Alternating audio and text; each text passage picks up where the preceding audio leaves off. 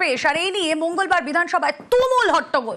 মুখ্যমন্ত্রী বলেন আদালতের নির্দেশ মেনে ওবিসি সংরক্ষণ হয়েছে, ধর্মের ভিত্তিতে সংরক্ষণ হয়নি, যা মানতে নারাজ বিরোধীরা। বিরোধী দলনেতার দাবি ওবিসি সংরক্ষণের নামে সংখ্যালঘু তোষণ হচ্ছে।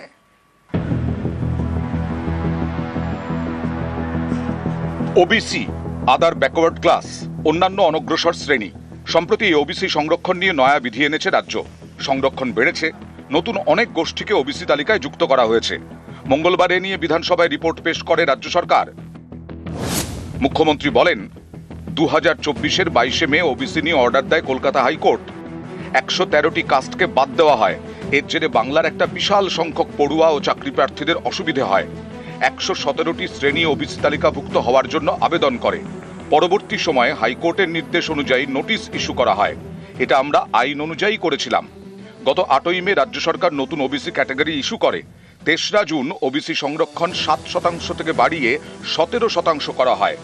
ধর্মের ভিত্তিতে সংরক্ষণ হচ্ছে বলে প্রচার করা হচ্ছে, এটা সম্পূর্ণ ভুল। ওবিসি সংরক্ষণের সঙ্গে ধর্মের কোনো সম্পর্ক নেই। বর্তমানে আমাদের রাজ্যে 140টি ওবিসি ক্যাটাগরি আছে। এর মধ্যে 49টি ওবিসি এ এবং 91টি ওবিসি বি। আরও 50টি ক্যাটাগরির জন্য সমীক্ষা চলছে। সিপিআইএম আমলে কোনো সমীক্ষা হয়নি। আমাদের সময় 2012 থেকেই সমীক্ষা চলছে।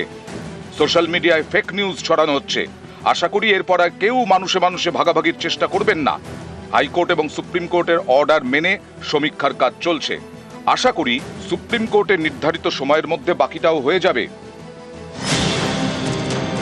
বিধানসভায় মুখ্যমন্ত্রীর এই বক্তব্যের পর সুর চড়ান বিরোধী দলনেতা শুভেন্দু অধিকারী। তিনি দাঁড়াতেই হই হট্টগোল শুরু হয়ে যায়। শুভেন্দু দাবি করেন ওবিসি সংরক্ষণের নামে মুসলিম তোষণ হচ্ছে। মুখ্যমন্ত্রী যেভাবে হাইকোর্টকে মিথ্যা বলেছেন, কেস পেন্ডিং আছে, সুপ্রিম কোর্টে 15ই জুলাই ডেট আছে, আমরা একটা কিছু বললে বলে সাবজুডিস। আজকে হাইকোর্ট সুপ্রিম কোর্ট পেন্ডিং থাকা অবস্থায় আগে থেকে নোটিশ না দিয়ে, কপি প্রত্যেকটা এমএলএ কে না দিয়ে, অপোজিশনকে 2 মিনিট বলার সুযোগ দেয়নি। আমরা ছাড়বো না। এখানে লড়াই হবে, আইনি লড়াই হবে, হিন্দু ওবিসি অধিকার রক্ষার লড়াই রাস্তাতেও হবে। 2010-এ ওবিসি সংরক্ষণ নিয়ে কলকাতা হাইকোর্টে মামলা হয়। 14 বছর পর রায় দেয় বিচারপতি তপব্রত চক্রবর্তী এবং বিচারপতি রাজাশেখর মান্থার ডিভিশন বেঞ্চ। 2024-এর রায়ে বলা হয় 2011 থেকে 2024 পর্যন্ত দেওয়া সমস্ত ওবিসি সার্টিফিকেট বাতিল।